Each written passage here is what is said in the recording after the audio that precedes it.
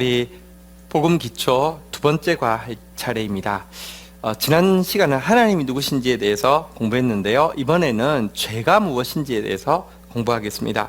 제목은 가장 무서운 죄입니다. 여러분, 우리가 행복한 삶을 사는데 가장 중요한 깨달음은 하나님을 아는 것이고요. 하나님을 경외하는 것입니다. 그와 동시에 죄를 아는 것이고요. 죄를 진짜 가장 무섭다고, 가장 대가 지불이 크다고 인식하는 것이 행복한 삶의 가장 출발이라고 할 수 있습니다. 자, 죄라는 단어는 여러분들 많은 사람들에게 아주 기분 나쁜 단어입니다. 어떤 사람은 이 죄책감에 대해서 근거 없는 무의식이나 불필요하고 거추장스러운 종교적인 억압이라고 생각하는 사람이 있습니다. 그냥 종교가 죄라는 걸 만들어서 사람들을 억눌렀다 이렇게 생각합니다. 그렇지 않습니다.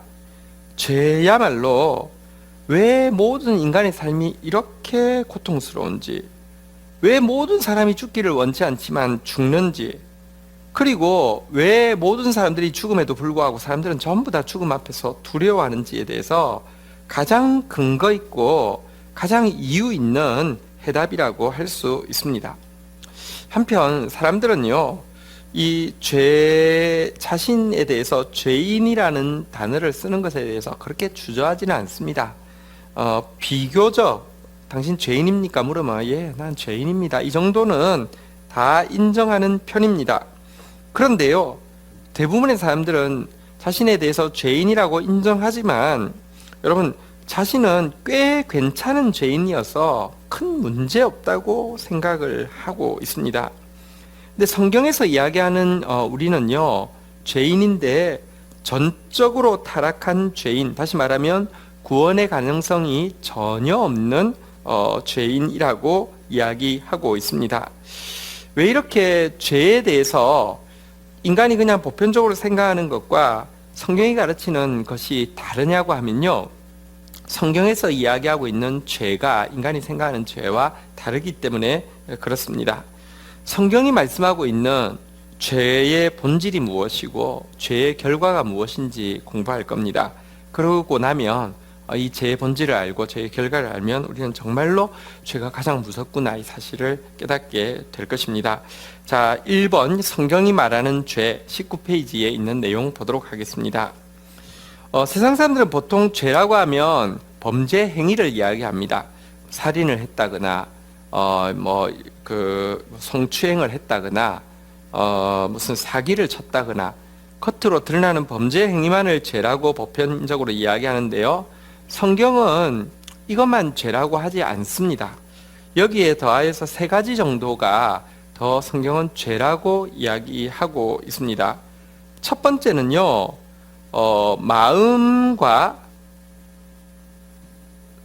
말의 생각과 말의 죄라고 할 수 있습니다. 성경이 말하고 있는 죄는요, 이 생각, 마음, 그리고 말로 짓는 죄를 죄라고 이야기합니다. 답을 다시 이야기하겠습니다. 마음과 말의 죄, 마음과 말이 죄라고 이야기하고 있습니다. 여러분, 먼저 성경은요, 생각으로 짓는 죄도 마음으로 짓는 죄도 행동으로 짓는 죄와 동일하게 인정하고 있습니다. 마태복음 5장 28절이 대표적이죠. 나는 너희에게 이르노니 음욕을 품고 여자를 보는 자마다 마음에 이미 간음하였느니라 라고 이야기하면서, 여러분들, 이 마음으로 이렇게 음욕을 품는 것이 그것은 행동으로 간음하는 것과 다르지 않다라고 이야기하고 있습니다. 요한 1서 3장 15절에도 보면 그 형제를 미워하는 자마다 살인하는 자니 살인하는 자마다 영생이 그 속에 거하지 아니하는 것을 너희가 아는 바라라고 이야기하면서 마음으로 형제를 미워하면 그것이 살인이라고 이야기하고 있습니다. 왜 이 마음의 죄, 생각의 죄를 행동의 죄와 같다고 인정하냐고 하면요, 마음에 가득한 것은요, 결국 행동으로 옮겨지게 됩니다. 그런데 마음에 가득한 것이 행동으로 옮겨지는 데 있어서 한 가지 절차를 더 밟습니다. 마음에 가득하면 먼저 말로 나오게 되고요. 말이 가득하면 결국 행동으로 나오게 됩니다. 마음에 음란한 마음이 많으면요, 자꾸 말로 음담패설을 하게 되고요. 음담패설을 많이 하는 사람은 결국 행동을 살펴보면요, 진짜 음행하고 있습니다. 그래서 일단 성경에서는요, 이 세상 기준과 달리 행동이 아니어도 마음으로 짓는 죄도 죄라고 하지만 동시에 입술로 짓는 죄도 중요한 죄로 인정하고 있습니다. 마태복음 12장 34절 35절 한번 보실까요? 독사의 자식들아, 너희는 악하니 어떻게 선한 말을 할 수 있느냐? 이는 마음에 가득한 것을 입으로 말함이라. 선한 사람은 그 쌓은 선에서 선한 것을 내고 악한 사람은 그 쌓은 악에서 악한 것을 내느니라 라고 이야기하면서 여러분들, 마음에 가득한 것이 입으로 나온다고 이야기합니다. 누가복음에도 보면요, 선한 사람은 마음에 쌓은 선에서 선을 내고 악한 사람은 그 쌓은 악에서 악을 내나니 이는 마음에 가득한 것을 입으로 말함이라, 이렇게 이야기하고 있습니다. 여러분, 이 세상에서는요, 말로 한 죄에 대해서는요, 법으로 처벌하기에 모호한 경우가 많습니다. 예를 들면 내가 너는 차라리 죽는 게 낫겠어 이렇게 이야기했는데 누가 그 말에 상처받아서 진짜 죽었다고 치십시다. 그렇다고 그 사람을 살인죄로 세상에서 처벌합니까? 그럴 수가 없습니다. 내가 이렇게 아주 독한 말을 해서 상대방이 정신적 쇼크를 받고 정신병자가 되었다고 해도 세상 법정에서는요, 유죄를 판결하기가 쉽지 않습니다. 그러나 하나님은요, 세상 법정과 다릅니다. 그 말 가지고 심판받을 것이라고 이야기하고 있습니다. 마태복음 12장 36절 37절에 보면요, 내가 너희에게 이르노니 사람이 무슨 무익한 말을 하든지 심판날에 이에 대하여 신문을 받으리니 내 말로 의롭다 함도 받고 내 말로 정죄함도 받으리라 라고 이야기하면서 말의 죄에 대해서 행동의 죄만큼 똑같이 심판할 것이라고 이야기하고 있습니다. 예수님 이렇게도 말씀하셨습니다.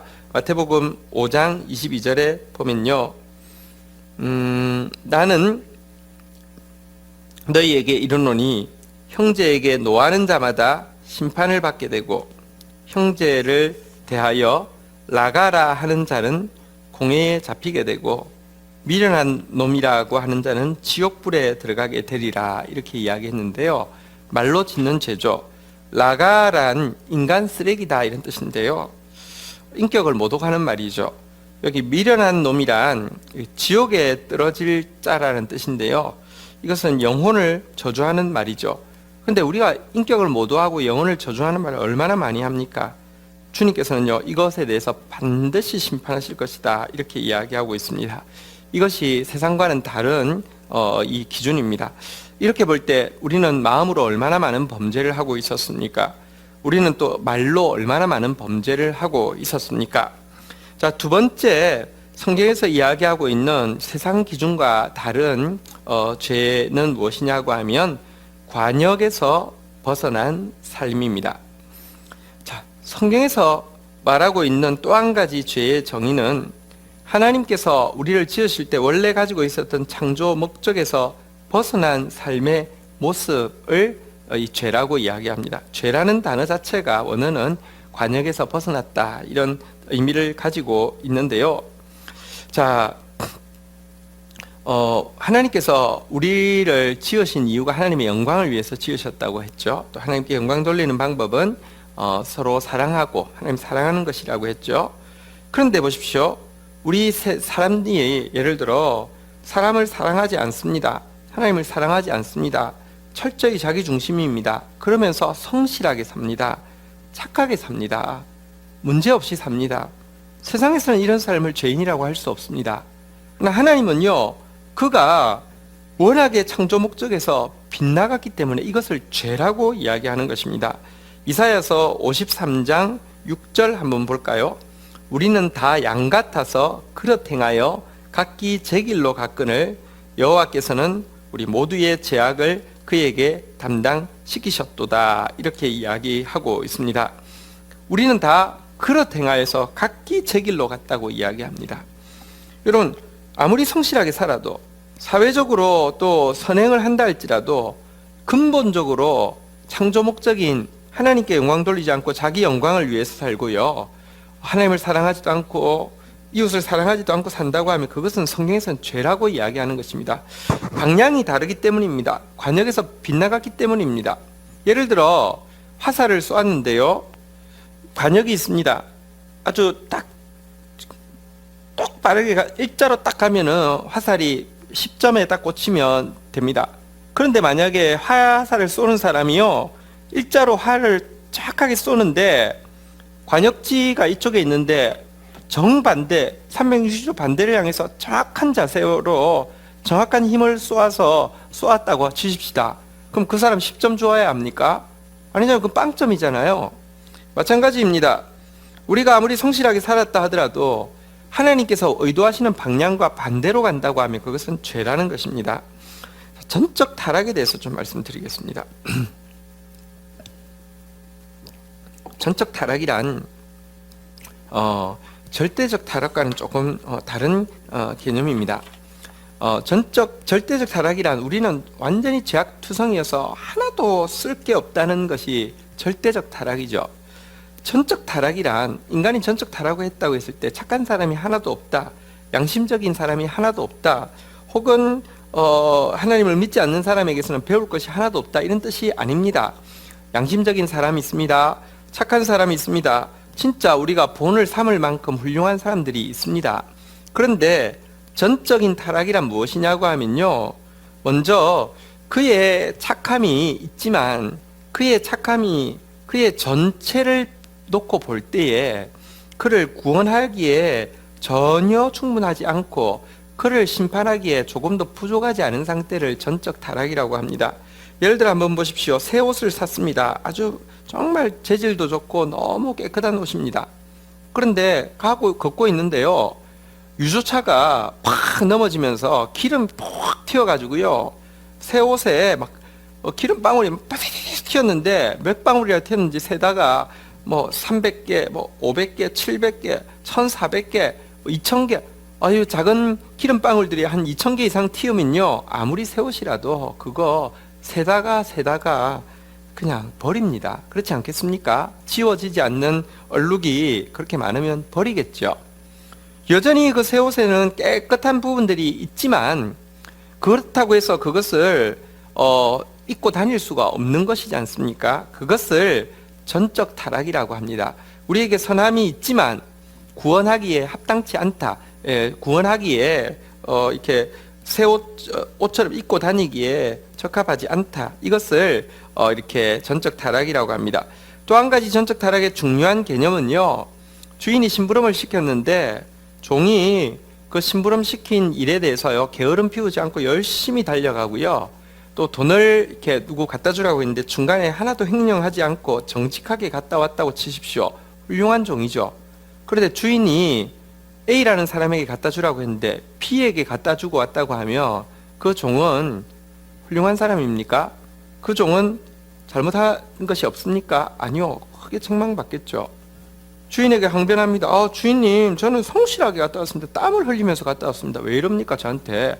혹은 주인님, 제가 한 푼이라도 내가 빼돌렸으면 저한테 이렇게 하셔도 됩니다. 난 한 푼도 안 빼돌렸는데 왜 이러십니까? 라고 이야기해도 그가 방향이 틀렸기 때문에 그는 책망받아야 합니다. 마찬가지입니다. 관역에서 벗어나면 그것이 죄라는 것입니다. 이것이 성경이 이야기하고 있는 우리와는 개념이 다른 죄의 개념입니다.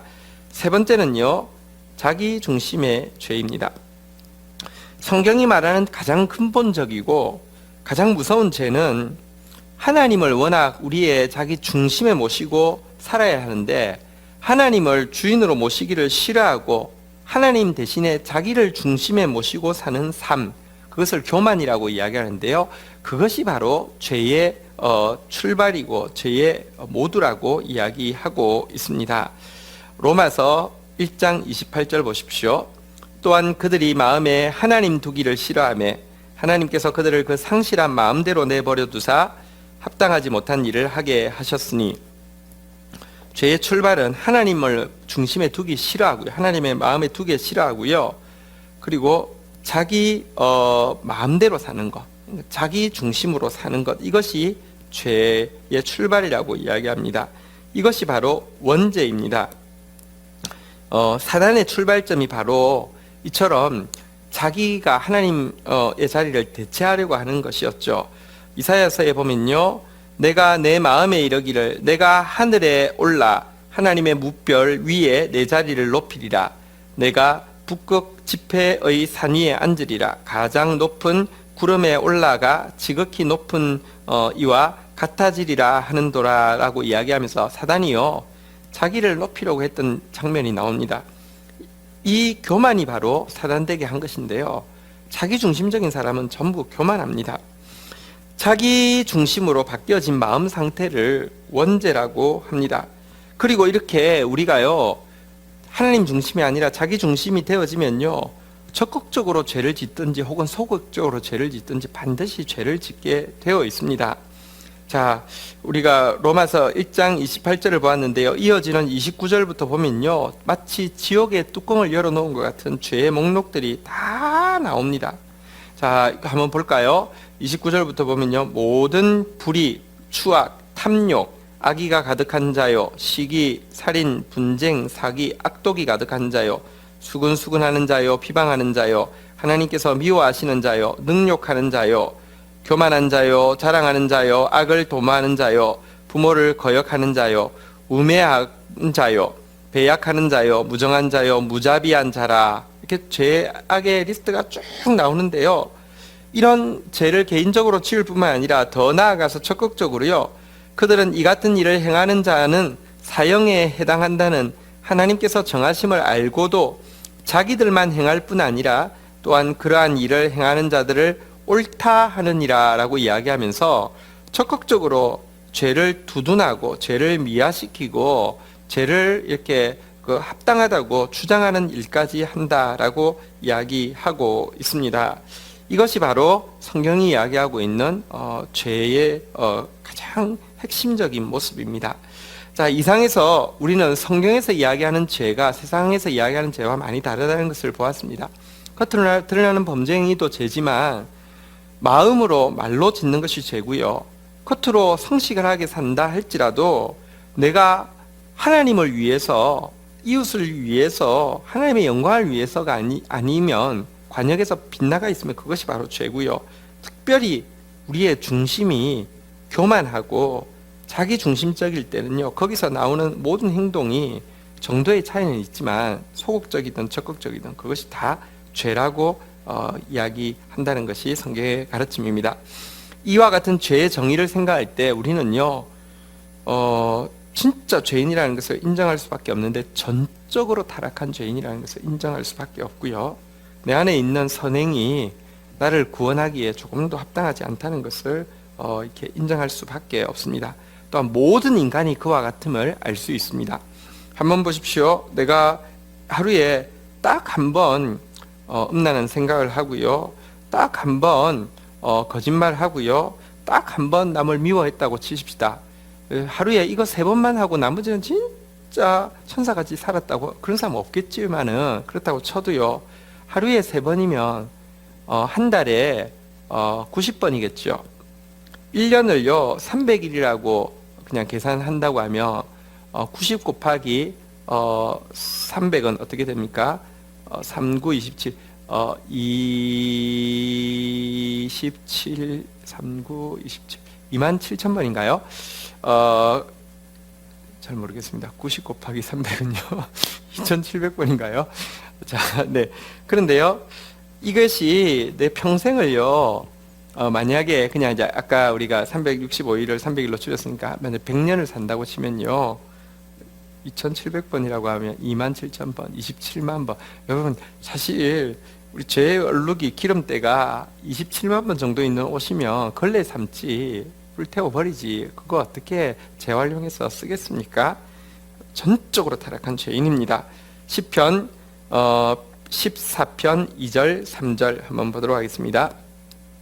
여호와께서 하늘에서 인생을 굽어 살피사 지각이 있어 하나님을 찾는 자가 있는가 보려고 하신적 다 치우쳐 함께 들어온 자가 되고 선을 행하는 자가 없나니 하나도 없도다. 이렇게 이야기하고 있습니다. 이 상태가 바로